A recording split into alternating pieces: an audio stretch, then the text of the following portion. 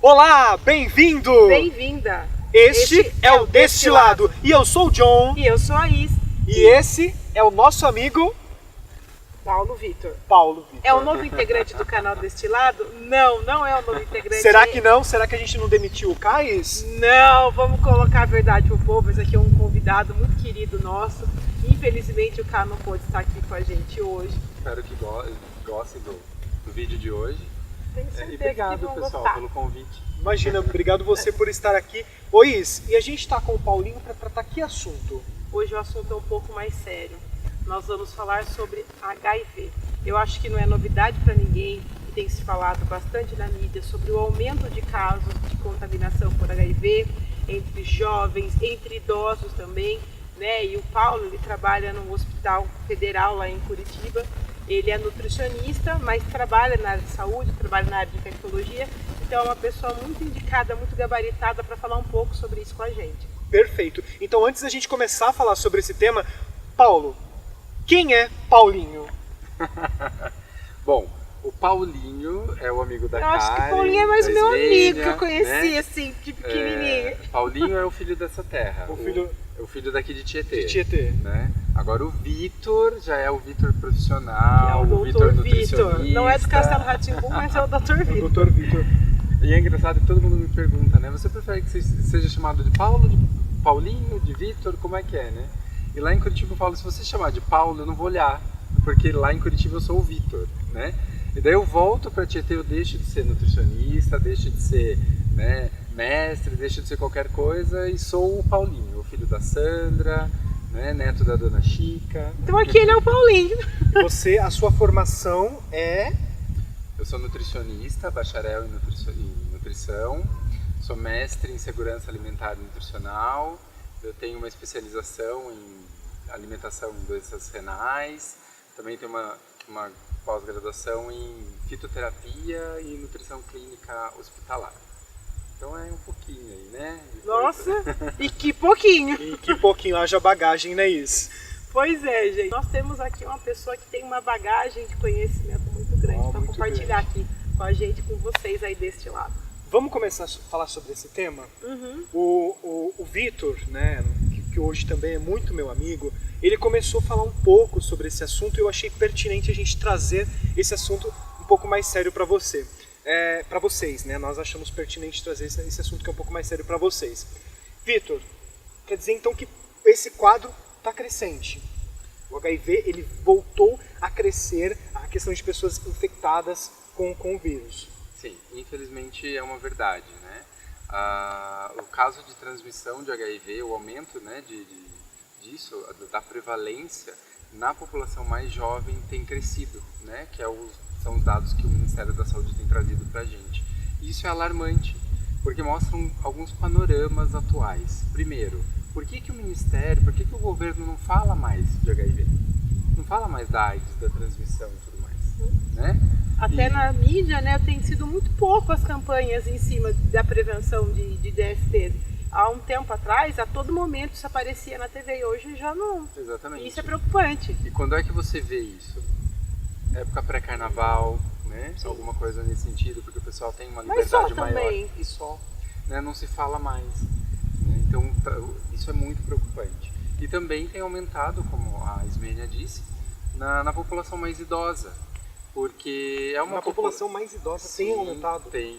Porque assim, é uma população que não tem a cultura de se preservar, de usar camisinha, né? Então eles são de uma época mais antiga, né? Onde tinha um parceiro, teoricamente, Tinham relacionamentos né? monogâmicos, Tinham né, na sua relacionamentos maioria. monogâmicos, exatamente. E não se preveniam tanto quanto seria para a prevenção do pessoal mais jovem. Só que o que está acontecendo com essa população jovem? Que não se previne?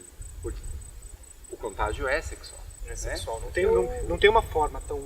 Até queria te colocar uma pergunta, assim, eu entendo, eu falo porque eu também trabalho, né, tenho muito contato com jovens, e eu entendo que as crianças, os jovens têm muita informação, a qualquer momento, qualquer coisa que você queira saber, você dá uma googada, que a informação está lá, mas você concorda comigo que o problema tá, assim, não na questão das informações, da falta de como entender, de como absorver essas informações? Exatamente, exatamente. Pensando assim, de uma maneira amplificada, eu vejo que uma dificuldade que esse pessoal mais jovem tem é porque eles não têm uma referência, né? Que nem nós que somos um pouco mais velhos, tal, a gente pegou aquele boom, né? Quando as pessoas morriam de AIDS, as pessoas Nós tinham tínhamos características, impacto, né? sim, a gente viu o impacto, as pessoas tinham características físicas dessa doença. Hoje não, hoje as pessoas convivem muito bem com o HIV, né? Só que ela ainda é um problema de saúde pública, porque além de estar aumentando a transmissão do HIV, não é o HIV em si que causa problema, né? Mas é as doenças decorrentes dessa baixa imunidade causada pelo vírus do HIV. E você falou uma coisa muito interessante. Eu lembro que na minha época, quando eu era criança mesmo, né, na questão das referências, nós perdemos muita gente famosa. Foi o Cazuza, Exatamente. foi a Cláudia Magno, foi a Sandra Brea e outros artistas, né, de peso, assim. E se falou muito sobre esses artistas, sobre a questão da contaminação deles e tal. E hoje você não tem nessa referência. Isso foi muito pertinente ter falado isso. Quando a gente estava conversando sobre essa pauta, eu também achei muito pertinente, porque só vem à tona com grande força por conta dos artistas. Acredito que aí os nossos governantes, né, deveriam pensar uma forma de trazer esse quadro mais à tona, em mais discussões, não só em questões esporádicas ou não só quando envolvem artistas. Afinal, o que ele traz pra gente é um quadro preocupante. Afinal, está crescendo. E ele me trouxe um ponto, vem crescendo, né, as infecções, e ele me trouxe um ponto muito, muito pertinente também, que é a questão dos moradores de rua, Vitor, que eu gostaria de falar para você, que eu gostaria que a gente falasse para eles a respeito disso. Você com mais propriedade, obviamente. É porque, na realidade, como eu trabalho num hospital de atendimento terciário, ou seja, o nível mais elevado dentro do SUS, do Sistema Único de Saúde, o que acaba acontecendo? A gente pega pacientes bastante fragilizados, né? E normalmente a minha população-alvo que a gente atende, né, lá no hospital, são moradores de rua, que são encontrados desacordados, que são encontrados passando mal, eles internam pela unidade de emergência e depois vão pra gente, porque eles acabam descobrindo que são HIV e tudo mais. E tem um sistema, né, nacional no qual a pessoa que é diagnosticada com HIV ela é inserida nesse sistema, é obrigatório, né? E daí por meio disso você faz o acompanhamento, quando que foi descoberto, se está com tratamento ou não, quando que ele retirou a medicação, todo o sistema ele é alimentado, né, pelos médicos e farmacêuticos. Eu não tenho tanta propriedade para falar disso porque eu não alimento esse banco de dados. Porém, é um banco de dados que existe, né? E daí você consegue acompanhar, né, essa população. E qual que é o problema? Parando para pensar, no morador de rua, que é usuário de crack, que não tem o que comer, que não tem morador de rua, não tem teto, ele não mora naquele poste, ele mora onde ele estiver no momento, né? Então é difícil o acompanhamento dele fora do hospital. E o Brasil hoje ele é referência sim na distribuição da TARV, que é o tratamento antirretroviral, né? Mas você entrega o medicamento para esse morador de rua, ele é drogado, ele usa crack, ele vai lembrar de tomar a medicação? Imagina. Né? Então, Normalmente é uma falha, né? Muito Muito grande. grande. É uma falha assim. muito grande. E daí é o que eu estava discutindo com o Johnny, que também tem uma questão política nisso. Porque assim, eu pago os meus impostos, meu salário sai todo mês lá um dinheiro que é retido na fonte. Será que todo mundo tem a consciência de que se você cuidar desse problema, que é um problema social, que é o morador de rua, você vai estar tratando indiretamente todo esse restante, né? Porque é uma população carente, marginalizada e que assim, eu não quero meu dinheiro sendo gasto com aquela população, né? O pessoal não vê por esse lado. Mesmo porque, assim, a grosso modo, a impressão que dá, eu estou investindo dinheiro em alguém que vai jogar o meu dinheiro fora. É exatamente isso, é essa visão. Por que ao invés de investir em algo que seja para a sociedade como um todo, vai investir nessa população? Eles não conseguem enxergar o benefício indireto que tem você tratando dessa população, né, dessas pessoas. Hoje em dia existe os consultórios de rua, que tem uma equipe reduzida e tudo mais, que vai para essa população, mas assim, eu não tenho muito domínio para falar sobre como que eles tratam, o que eles veem, mas eu sei que assim, é uma estratégia interessante, porque você vai até eles, né? Porque a TARV, ela tem que ser tomada regularmente, senão não tem efeito não tem nenhum. efeito, senão acaba gerando uma resistência àquela medicação, e você vai ter que começar a tomar medicações mais fortes para tratar e tem uma hora que você não. E você falou um outro dado muito importante dessa questão do morador de rua, né, que na maioria das vezes são pessoas que são usuários de crack e tudo mais. Mas também tem meninos e meninas que têm uma família e que muitas vezes pode compartilhar uma mesma agulha com Sim, esse morador de exatamente. rua. E você tem um risco de contaminação cruzada, né? Então é preconceituoso, é mesquinho também olhar dessa forma, ai, tá jogando meu dinheiro fora, né? Dentro daquilo que a gente conversou.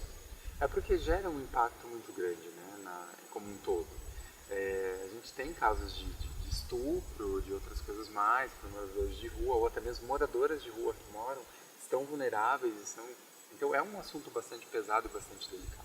Eu queria saber com você se é possível, existe uma forma aí da gente erradicar, a gente acabar com a AIDS. É utópico pensar nisso? Não é utópico, mas é um pouco complicado, eu diria. Existe hoje uma meta chamada Meta 90-90-90, que é assim, você conseguir diagnosticar 90% dos casos, tratar 90% dos casos e fazer com que esses 90% fiquem com carga viral indetectável. O que significa isso? Porque a partir do momento que o paciente HIV positivo está em tratamento regular com a TARV, que é o tratamento antirretroviral, e baixa a carga viral dele, ele fica indetectável. Por isso que a gente fala carga viral indetect, né? E ele deixa de transmitir o vírus, né? Então, a partir do momento que você consegue diagnosticar 90% dessa população HIV positiva, trata essa população e indetecta ela, você faz uma queda, né? Então você consegue controlar. Só que é uma meta bastante ambiciosa, exatamente por conta disso. Você diagnostica, por exemplo, essa população moradora de rua, né? Como é que você trata? Você pode até dar a medicação para ele, mas às vezes eles são furtados pelos próprios colegas ali, moradores de rua, né? Ou se não, usa droga e acaba esquecendo a medicação em algum lugar. Então não é efetivo. Então teria que ser uma meta onde você conseguisse essa efetividade, né? Só que assim, eu como nutricionista, né, tenho que me manter na minha posição, eu não consigo falar com tanta propriedade disso, porque eu sei de vários artifícios que o Ministério tem se utilizado para fazer o controle e tudo mais, mas não tenho tanta propriedade para falar sobre isso agora, né?